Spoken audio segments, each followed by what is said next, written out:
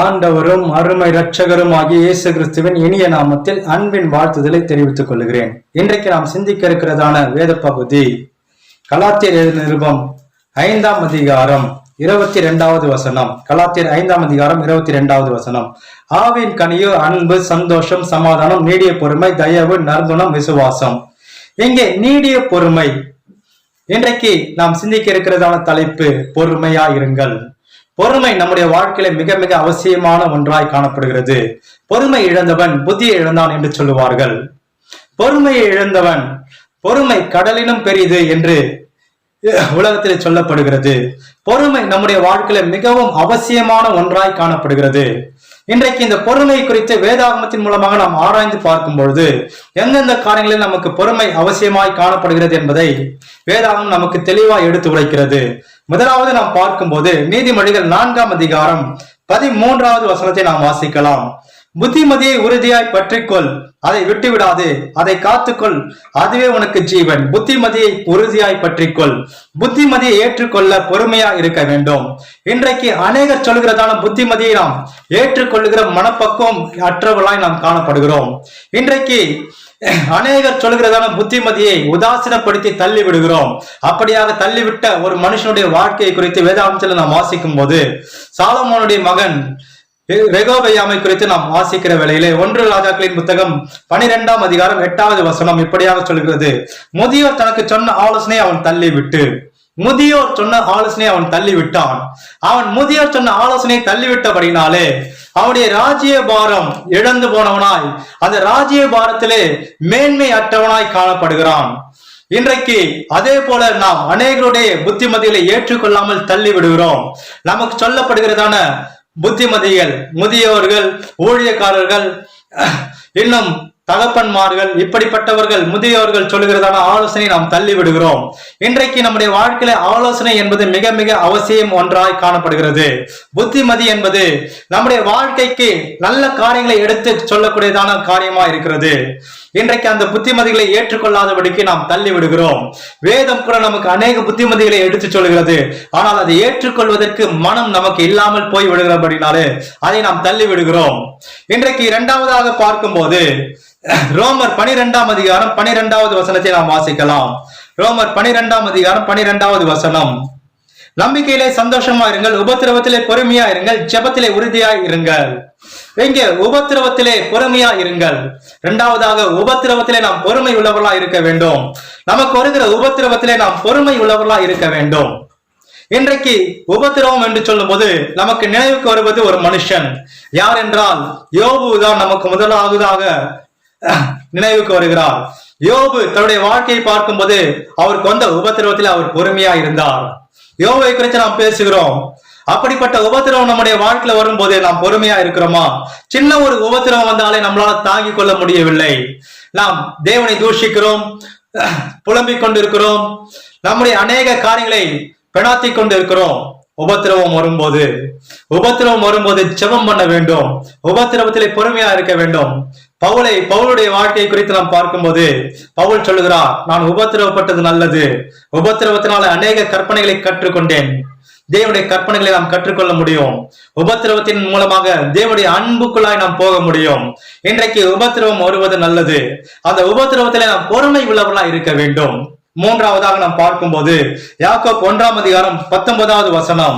யாக்கோப் 1ஆம் அதிகாரம் 19வது வசனத்தை நாம் வாசிக்கலாம். ஆகையால் என் பிரியமான சகோதரரே, யாவரும் கேட்கிறதற்கு தீவிரமாயும் பேசுகிறதற்கு பொறுமையாயும் கோபிக்கிறதற்கு தாமதமாயும் இருக்க கடவீர்கள். பேசுகிறதற்கு பொறுமையா இருக்க வேண்டும். மூன்றாவதாக நாம் பேசுகிற வார்த்தைக்கு பொறுமையாக இருக்க வேண்டும். நம்முடைய வாயிலிருந்து புறப்பட்டு வருகிற வார்த்தை மற்றவருடைய மனதை புண்படுத்தக்கூடிய வார்த்தைகளா இருக்கக்கூடாது. நாம் துதித்தலும் சபித்தலும் ஒரே வாயிலிருந்து புறப்பட்டு வரக்கூடாது. நம்முடைய நாவு அநீதி நிறைந்த உலகம் என்று சொல்லப்பட்டிருக்கிறது. அந்த நாவு நெருப்பு என்று சொல்லப்பட்டிருக்கிறது. அது மற்றவருடைய வாழ்க்கையை கொளுத்தி விடுகிறதாய் காணப்படுகிறது. இன்றைக்கு நாம் கோபத்தினாலே வார்த்தையை விட்டு விடுகிறோம். அந்த வார்த்தையை விட்ட வார்த்தையை அள்ள முடியாது. இன்றைக்கு நாம் பேசுகிறதற்கு பொறுமை உள்ளவர்களா இருக்க வேண்டும், கவனமா இருக்க வேண்டும். நம்முடைய பேச்சில் நாம் கவனமா இருக்க வேண்டும். நாம் என்ன பேசுகிறோம், என்பதை குறித்து நாம் கவனம் உள்ளவர்களா இருக்க வேண்டும். எதை குறித்து நாம் பேசுகிறோம் என்பதிலே நாம் கவனமா இருக்க வேண்டும். வீணான காரியங்களை குறித்து நாம் பேசக்கூடாது. வீண் கதைகளை நாம் பேசக்கூடாது. வீண் வார்த்தைகளை அலப்பக்கூடாது. அப்படியாக வேதம் நமக்கு கற்றுக் கொடுக்கிறது. நாம் பேச வேண்டிய காரியத்தை கவனமாய் பேசி மற்றவருடைய வாழ்க்கைக்கு ஆசீர்வாதமான வார்த்தைகளை நாம் பேச வேண்டும். ஆறுதலான வார்த்தைகளை பேச வேண்டும். மற்றவருடைய காயங்களை ஆற்றக்கூடிய வார்த்தைகளை நாம் பேச வேண்டும். இன்றைக்கு மற்றவர்களை காயப்படுத்துகிற வார்த்தைகள், மற்றவர்களை உதாசீனப்படுத்துகிற வார்த்தைகள் நம்முடைய வாயிலிருந்து புறப்பட்டு வரவே கூடாது. பேசுகிறதற்கு பொறுமை உள்ளவர்களாய் நாம் இருக்க வேண்டும். நான்காவதாக பார்க்கும்போது எபிரேயர் 10ஆம் அதிகாரம் 36வது வசனம். எபிரேயர் 10ஆம் அதிகாரம் 36வது வசனம். நீங்கள் தேவனுடைய சித்தத்தின்படி செய்து வாக்குத்தத்தம் பண்ணப்பட்டதை பெறும்படிக்கு பொறுமை உங்களுக்கு வேண்டியதா இருக்கிறது. நீங்கள் தேவனுடைய சித்தத்தின்படி வாக்குத்தத்தம் பண்ணப்பட்டதை பொறுமையோடு அதை பெற்றுக்கொள்ள பொறுமையா இருக்க வேண்டும். வாக்கு தத்தம், இன்றைக்கு ஆண்டவர் அநேக வாக்கு தத்தங்களை நமக்கு கொடுத்திருக்கிறார். வேதாகமத்தின் மூலமாக அநேக வாக்கு தத்தங்கள். நீ நீர்ப்பாய்ச்சலான தோட்டத்தை போல இருப்பாய், வற்றாத நீரூற்றை போல இருப்பாய், கர்த்தர் உன்னை ஆசீர்வதிப்பார், கர்த்தர் உன்னை உயர்த்துவார். இப்படியாக அநேக ஆசீர்வாதங்கள், அநேக வாக்கு தத்தங்கள் நமக்கு கொடுக்கப்பட்டிருக்கிறது. இந்த வாக்கு தத்தங்களை நாம் சுதந்திரித்துக் கொள்ள வேண்டும். ஆனால் பொறுமையோடு காத்திருக்க வேண்டும். அப்படியாக இஸ்ரவேல் தேசத்தில் இஸ்ரவேல் ஜனங்களுக்கு தேவன் வாக்குத்தத்தம் பண்ணினார், கானானை சுதந்திரித்துக் கொள்வீர்கள் என்று. ஆனால் அவர்கள் அதை சுதந்திரித்துக் கொள்ள முடியாதபடிக்கு அவர்கள் பொறுமை இழந்தவர்களாய் காணப்படுகிறார்கள். தேவனுக்கு விரோதமான அநேக காரியங்களை செய்தார்கள்.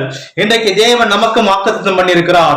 உன்னை ஆசீர்வதிப்பேன், உன்னை உயர்த்துவேன், நீ இருக்கிற இடத்துல உன்னை மேன்மைப்படுத்துவேன் என்று ஆண்டவர் இப்படி எல்லாம் வாக்குத்தத்தம் பண்ணியிருக்கிறார்.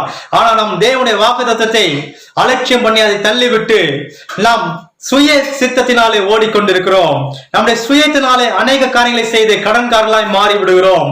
கடன் வாங்கி கடன்காரர்களாய் மாறி விடுகிறோம். துன்பப்பட்டு கொண்டிருக்கிறோம். அதன் பிறகு நாம் தேவனை தூஷித்துக் கொண்டிருக்கிறோம்.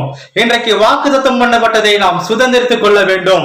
அதற்கு பொறுமை மிக மிக அவசியமான ஒன்றாய் காணப்படுகிறது. சங்கீதக்காரன் தாவீது சொல்லும் போது சங்கீதம் 40ஆம் அதிகாரம் 1வது வசனத்திலே அவர் சொல்லுகிறார், கர்த்தருக்காக பொறுமையுடன் காத்திருந்தேன், அவர் என்னிடமாய் சாய்ந்து என் கூப்பிடுதலை கேட்டார். கர்த்தருக்காக பொறுமையுடன் காத்திருந்தேன். அவருடைய சத்தத்துக்கு நாம் பொறுமையோடு காத்திருக்க வேண்டும். அவருடைய ஆசீர்வாதத்துக்கு நாம் பொறுமையோடு காத்திருக்க வேண்டும். அப்படி நாம் பொறுமையோடு காத்திருக்கும் போது அவருடைய ஆசீர்வாதத்தை நாம் பெற்றுக்கொள்ள முடியும். இப்படியாக அநேக தேவ மனிதர்கள், பரிசுத்தவான்கள் தேவனுடைய வார்த்தைக்காக காத்திருந்து பொறுமையோடு காத்திருந்தபடினாலே அவர்கள் ஆசீர்வாதத்தை பெற்றுக் கொண்டார்கள். அவர்கள் சுதந்திரித்துக் கொள்ள வேண்டிய காரியங்களை சுதந்திரித்துக் கொண்டார்கள். இன்றைக்கு நாமும் கூட தேவனுடைய ஆசீர்வாதத்துக்காக காத்திருக்க வேண்டும். அவருடைய சத்தத்துக்காக காத்திருக்க வேண்டும். அதிகாலையில் எழுந்திருந்து அவருடைய சத்தத்துக்காக நாம் காத்திருக்க வேண்டும். அவருடைய சத்தம் நம்முடைய காதலை கேட்க வேண்டும். இப்படியாக அவருக்காக காத்திருக்கும் போது நிச்சயமாய் அவர் நம்மோடு கூட பேசுகிறார், நம்மை ஆசீர்வதித்து உயர்த்துகிறார். கடைசியாக நாம் பார்க்கும்போது யாக்கோப்பு நிருபம் 4ஆம் அதிகாரம் 7வது வசனம் 8வது வசனம். யாக்கோப்பு 4ஆம் அதிகாரம் 7, 8. ஆகையால் தேவனுக்கு கீழ்ப்படிந்திருங்கள், பிசாசுக்கு எதிர்த்து நில்லுங்கள், அப்பொழுது அவன் உங்களை விட்டு ஓடி போவான். தேவனிடத்தில் சேருங்கள், அப்பொழுது அவர் உங்களிடத்தில் சேருவார். பாவிகளே, உங்கள் கைகளை சுத்திகரியுங்கள், இருமனம் உள்ளவர்களே உங்கள் இருதயங்களை பரிசுத்தமாக்குங்கள். இங்கே தேவனிடத்தில் சேருங்கள், அப்பொழுது அவர் உங்களிடத்தில் சேருவார். கடைசியாக இயேசு கிறிஸ்துவின் வருகைக்காக காத்திருக்க வேண்டும். அவருடைய வருகைக்கு நாம் காத்திருக்கிறவர்களா இருக்க வேண்டும். இன்றைக்கு அநேகர் வருகை குறித்ததான காரியத்தை அறியாதபடியினாலே அந்த வருகை குறித்து அலட்சியம் பண்ணி கொண்டிருக்கிறார்கள். வருகை அவர் வருவேன் என்று வாக்குத்தத்தம் பண்ணியிருக்கிறார். இதோ சீக்கிரமாய் வருகிறேன் என்று அவர் சொல்லி இருக்கிறார். அவருடைய வருகைக்கு நாம் பொறுமையோடு காத்திருக்க வேண்டும், விழிப்போடு காத்திருக்க வேண்டும். அவருடைய வருகைக்காக ஜெபத்தோடு காத்திருக்க வேண்டும். இன்றைக்கு கர்த்தருடைய வருகையை அசட்டை பண்ணினவர்களை பார்க்கும்போது புத்தியுள்ள கன்னிகைகள், புத்தி இல்லாத கன்னிகளை குறித்து நாம் வாசிக்கிறோம் வேதாகமத்திலே. புத்தியுள்ள கன்னிகைகள் விளக்கை எண்ணெய் கொண்டு போனபடினாலே வருகையிலே அவர்கள் பிரவேசித்து விட்டார்கள். எண்ணெய் கொண்டு போகாத புத்தி இல்லாத கன்னிகைகள் வருகையிலே பிரவேசிக்க முடியல. இன்றைக்கு அநேகரை பார்க்கும்போது வருகை குறித்து அவர்கள் சொல்லுகிறார்கள், அநேக காரியங்களை சொல்லிக் கொண்டிருக்கிறார்கள். வருகை இல்லை, வருகை கிடையாது என்று அநேக தவறான காரியங்களை சொல்லுகிறார்கள், உபதேசிக்கிறார்கள். ஆனால் ஆண்டவர் மிக மிக தெளிவாக சொல்லி இருக்கிறார், நான் சீக்கிரமாய் வருவேன், என்னுடைய வருகை 2ஆம் வருகை இருக்கிறது என்பதை வேதம் நமக்கு அநேக இடங்களிலே சுட்டி காண்பிக்கிறது. அவருடைய வருகையை நாம் போவதற்கு ஆயத்தமுள்ளவர்களாய் மாற வேண்டும். நம்மை நாம் சுத்திகரித்துக் கொள்ளும் போதுதான், நம்மை நாம் ஜாக்கிரதை ஆயத்தமுள்ளவர்களாய் நாம் இருக்கும் போதுதான் அவருடைய வருகையை நாம் போக முடியும். எனவே அவருடைய வருகைக்கு நாம் ஆயத்தமுள்ளவர்களாய் இருக்க வேண்டும். பொறுமையோடு காத்திருக்க வேண்டும். பொறுமையோடு காத்திருந்து ஜெபிக்கிறவர்களாய் இருக்க வேண்டும். முதலாவது புத்திமதியில் ஏற்றுக்கொள்ள பொறுமையா இருக்க வேண்டும். இரண்டாவது உபத்திரவத்திலே பொறுமையா இருக்க வேண்டும். மூன்றாவது பேசுகிறதற்கு பொறுமையா இருக்க வேண்டும். நான்காவது வாக்குத்தத்தத்தை பெற பொறுமையா இருக்க வேண்டும். கடைசியாக ஐந்தாவது இயேசு கிறிஸ்துவின் வருகைக்கு நாம் பொறுமை உள்ளவர்களாக இருக்க வேண்டும். நிச்சயமாக கர்த்தர் நம்மை ஆசீர்வதித்து உயர்த்துவாராக. ஆமென். அல்லேலூயா. நாம் கண்களை மூடி ஜெபிக்கலாம். அன்பின் பரலோக பிதாவே, இந்த நாட்களில் ஆண்டவரே எங்களுக்கு பொறுமை தர வேண்டுமாக ஆண்டவரே. அப்பா, நாங்கள் பொறுமை உள்ளவர்களாக இருந்த ஆண்டவரே, உடைய ஆசீர்வாதங்களையும் ஆண்டவரே, உடைய வருகைக்கு ஆண்டவரே ஆயத்தம் உள்ளவர்களாயும் இருக்கும்படியாக ஆண்டவரே தேவன் ஆண்டவரை எங்களை வழி நடத்த வேண்டுமாக ஆண்டவரே. எல்லாவற்றையும் கருத்து ஒப்புக்கொடுக்கிறோம். மேற்பெற பிரச்சனை இயேசுவின் மூலம் ஜெபங்கள் பிதாவே. ஆமென். அல்லேலூயா. கர்த்தர் உங்களை ஆசீர்வதிப்பாராக.